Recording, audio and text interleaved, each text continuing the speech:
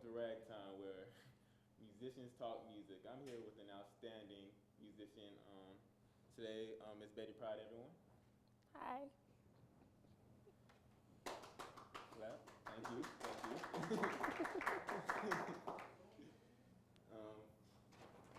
Who has she's done tremendous amounts of work already in her freshman years. Miss Betty Pride again. So Ms. Pride, could you tell us in the audience a little bit about yourself? Okay, well, I'm a freshman music education major. I'm from Detroit, Michigan, and I've been playing piano, which is my principal instrument, since I was 3 and a half. All right, okay. So what got you started playing piano? My sister actually got me started playing piano. She had to take a piano class in high school, and I wanted to be just like her. So every time she would get on the piano, I would run behind her and start playing. So my dad decided I needed classical lessons. Okay. And speaking of playing piano, here's a clip of Miss Betty Pride and her combo playing a tune. Like 3, 2, 3, and...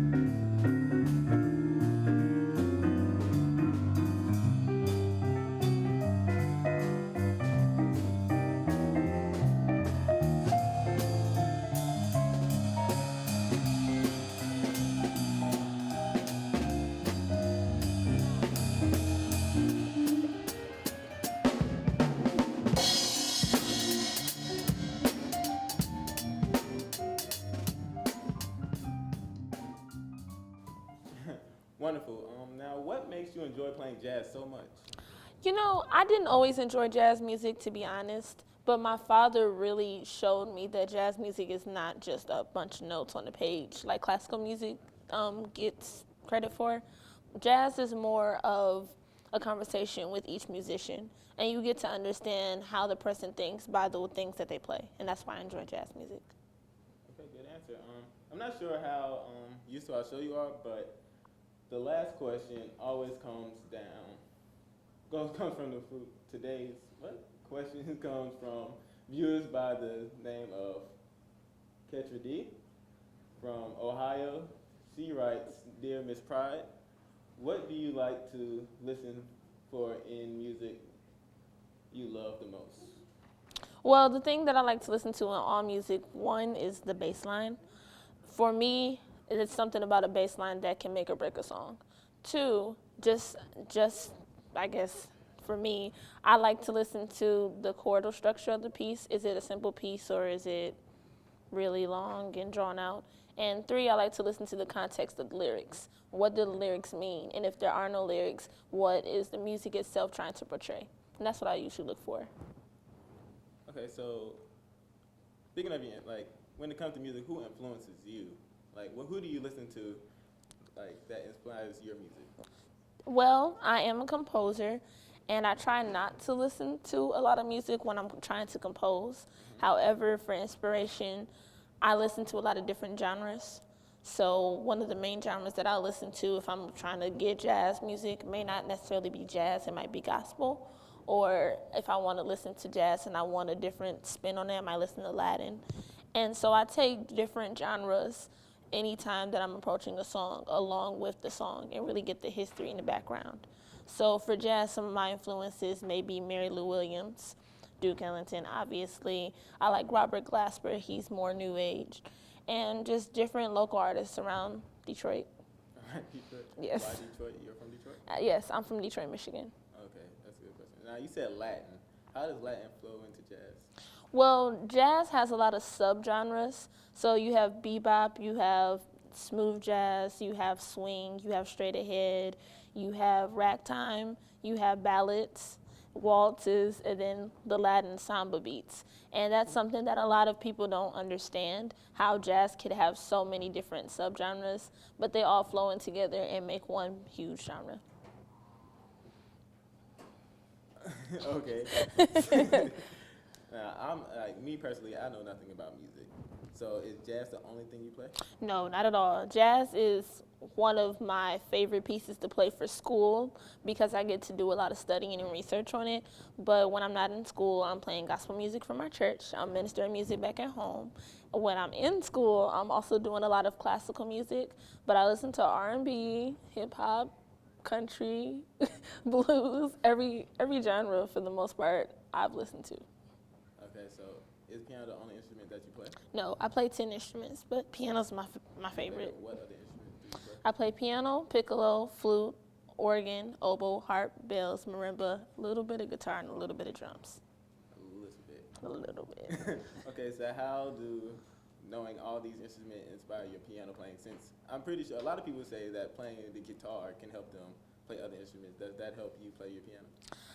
I feel like playing piano is a really good foundation for my other instruments because now I can understand how the other instruments work. When I'm playing the flute or the oboe, I can't see my fingers like I can with the piano. So it trains me to really use my ear and listen and to really know the instrument.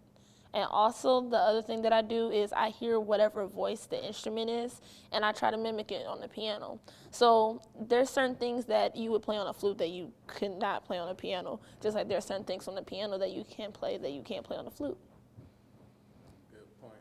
So you came to Claflin University Yes. to play for what exactly? I'm a music education major and my concentration is piano.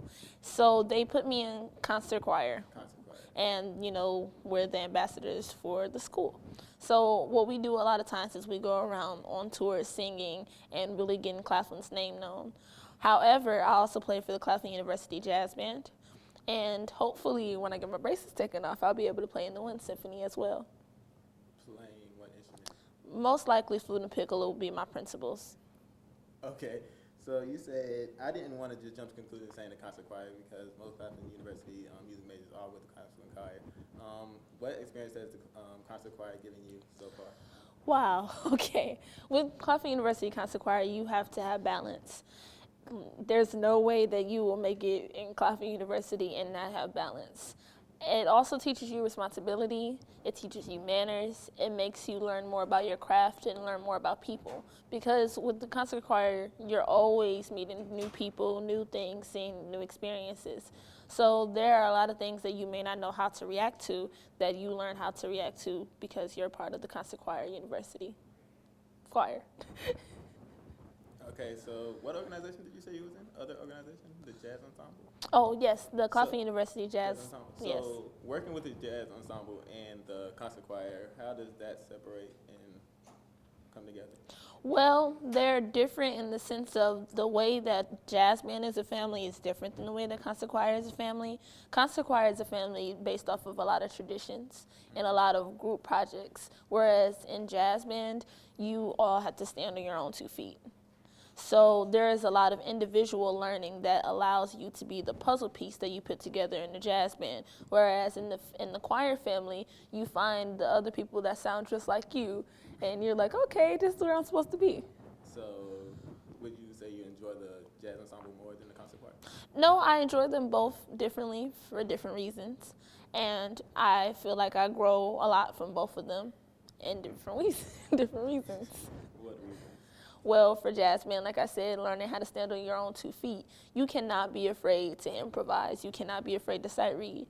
And I know a lot of musicians who may have been trained by ear, they don't like to sight read that much. Mm-hmm. Jazz band forces you to get out there and really practice and really learn your craft.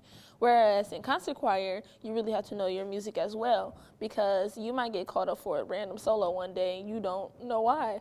Or some people in your group may not come and you really have to be able to hold your part down. So it's always important to know your stuff because for choir, you're not just supporting yourself, you're supporting everybody in your section. And in jazz band, you're not supporting just yourself, but you're supporting all the other pieces to the puzzle. Okay, good points. So Another question I have to ask is, if you were to speak to your younger self, what what points of wisdom would you give your younger self concerning music? For me, I would have said stick it out in classical music.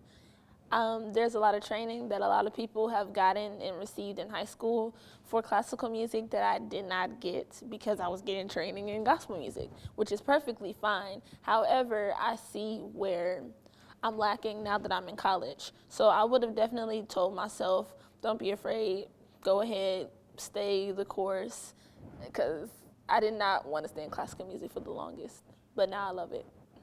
Okay, so that's what you would tell yourself. Now, what would you tell like a young stranger on the street came to you and said, "I like your music. What can I do to become like you?" Or, Well, this is what I would tell them. One, never stop listening. Don't listen to just one genre of music. Always listen to several different genres. Don't listen to one artist all the time because you'll start to sound just like them. Also, you have to learn how to read if you want to really, be good at your craft. You don't have to be the best reader in the world, but if someone throws something in front of you, you should be able to be like, okay, give me about 10, 15 minutes and I can, get through this. So having a great balance of sight reading and ear is what you need. all right, well, thank you. Well said and interesting point to have. Well, that's all the time we have for today. Thank you for tuning into this week's episode of Ragtime. We hope to see you again soon. Thank you.